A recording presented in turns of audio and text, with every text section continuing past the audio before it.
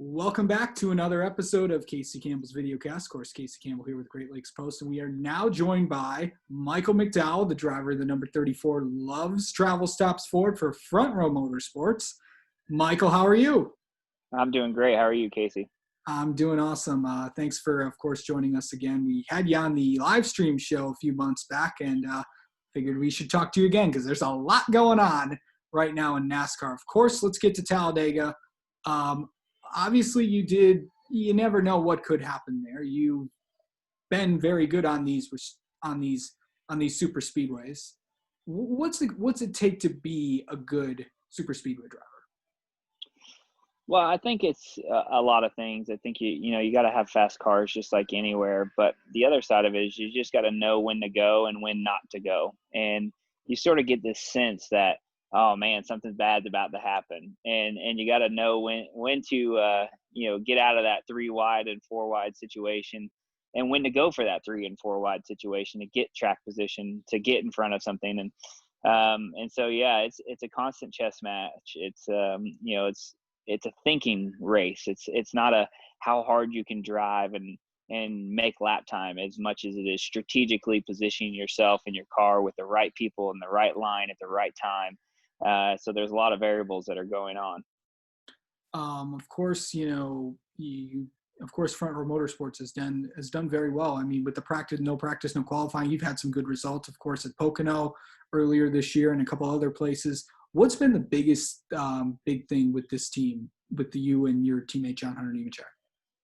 I think just in general, over the last few years, we've just continued to grow and add just quality people, and people is what creates performance in NASCAR, and people produce better cars, and people that just all of it, that take ownership and just really try to squeeze everything out of our race team, and so it's been fun this year. Like you said, this is it's been a great season for me this year for our race team. More top 10s, more top 15s, more top 20s than we've ever had, and we're having a good year, but going to Talladega, we look for a win, and it's something that is, not impossible for us. It's definitely, something that we can achieve. Front Row's done it there before. And so, yeah, it's been a great year. It's been exciting. It's been fun. But we still have a lot of unbusiness that we gotta take care of. Yeah. Of course, I wouldn't be doing my job if I didn't ask you about a lot of the changes to the schedule. Of course, NASCAR released their schedule for 2021 next year. 6 road courses. You have a road course background. You like those road courses out there? Do you think you may do well if you're around in 2021?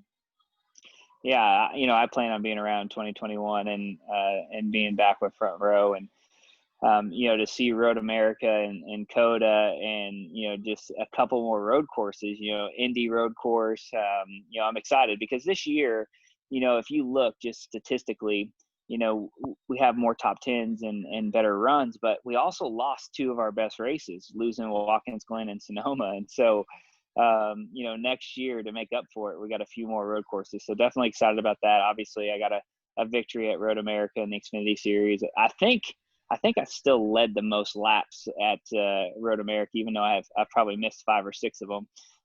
But yeah, it's a great racetrack, and I'm just so excited that things are coming together for our race team, and then now the schedule coming our direction as well. I think it gives us a real opportunity to be in the playoffs next year. You just said you just said you would be back with Front Row next year. Has that been confirmed? It's not signed and done, but that's the plan. I don't think anything's going to be changing.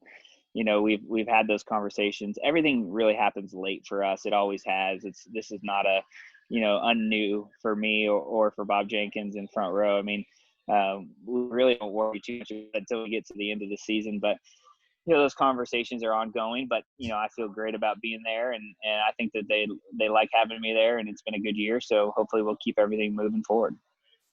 Of course, I got to get your take on Bristol and dirt. Dirt racing at Bristol, what do you think about that? I don't have a lot of dirt experience, but I like change. I think it's exciting. I don't think about it and go, oh man, that stinks. I think about it like, wow, that's going to be tough. It's going to be a whole different deal. But, for me, I like challenges. I mean, it's something that'll be fun for the fans. It'll be fun for the drivers. I mean, am I going into it thinking that I'm the best dirt racer and I have a huge advantage on everybody? Absolutely not. But, it's still going to be a cool challenge and a lot of fun. I think the biggest, one of the biggest things that, you and your crew chief, Drew Blickensturfer, have worked on this year is you guys have just been getting more consistent runs with this team. What's it been like working with Drew the last few years? Yeah, Drew's done a great job, not just with myself and making our race team better and our race cars faster, but calling a great race, being a motivator for everybody, myself included. He's just got great leadership skills, and so that's a big part of it. He's got my back and I have his back, and I think we're both confident with each other. We're comfortable with each other. I mean, he has no problem yelling and screaming at me, and vice versa. And we don't get our feelings hurt. We don't, for sure. There's frustrations, but not with each other.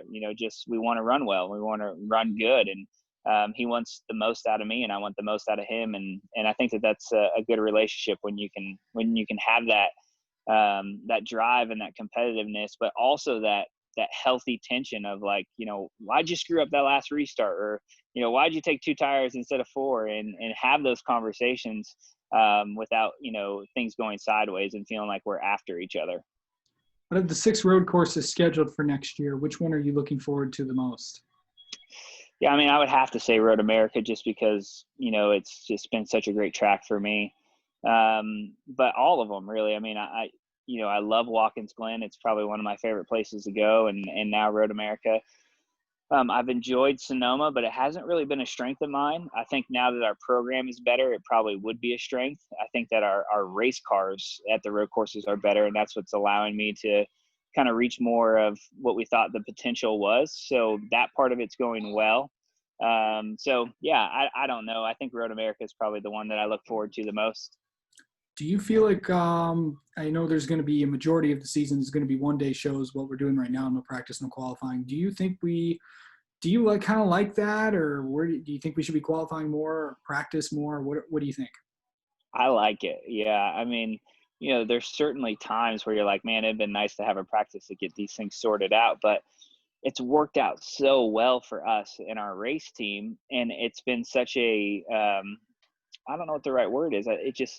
It's helped us not just from a performance standpoint, but from parts, from pieces, from the amount of resources that it takes to run those days and to be in hotels and to all the travel.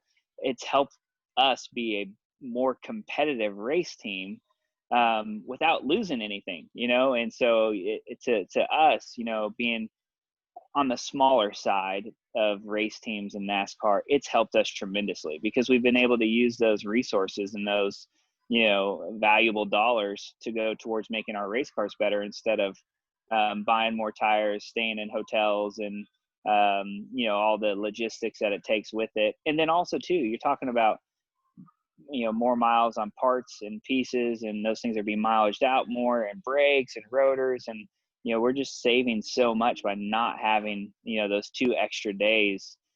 So for me, I'm biased. I'm sure those guys that are in the playoffs that want to be able to work on their cars and have the most fairest chance at winning a race or winning a championship is probably tough. But on the other side of it, everybody's dealing with the same thing. Nobody's getting practice, right? So there's not an unfair advantage for anybody. And it's helping a lot of race teams save a lot of money. So I'm glad that they're sticking with a lot of the one-day shows. Of course, Talladega, you need a lot of friends. Have you contacted anybody about, do you want to work with me or something like that? Has anyone contacted you? Well, we know who our buddies are, and obviously John Hunter and I and the Roush, Roush Alliance that we have is important. Roush Fenway, and then all of our friends at Ford Performance. We've seen this work out to where you're going to work with your manufacturer teammates. You're probably going to be on a similar pit cycle and all those things. So we have some friends out there. I haven't made any calls in particular, but I feel like I've also done a good job of being a good, teammate and helper when I need to be, and not putting people in bad spots. So I don't feel like I'm avoided like the plague out there. So that part of it's been pretty good. All right. Michael McDowell, thank you so much for doing this, Thank and you. good luck this weekend at Talladega, and we'll talk to you soon. All right, Casey, have a good day.